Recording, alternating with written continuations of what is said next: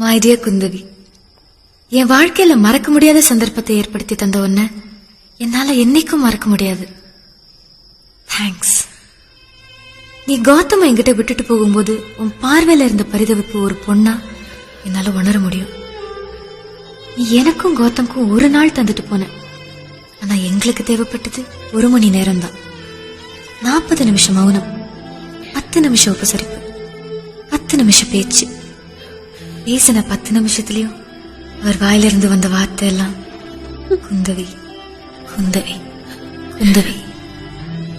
நான் புரிஞ்சுக்கிட்டேன் அவரோட வாழ்க்கையில நீ எந்த அளவுக்கு கலந்திருக்கேன்னு. நமக்கு ரொம்ப பிடிச்சமான பொருளை யாராவது எடுத்துக்குவாங்களோ இல்ல மிஸ்யூஸ் பண்ணிருவாங்களோங்கிற பயத்துலதான் நம்ம அதை பொத்தி பொத்தி பாதுகாப்பேன்.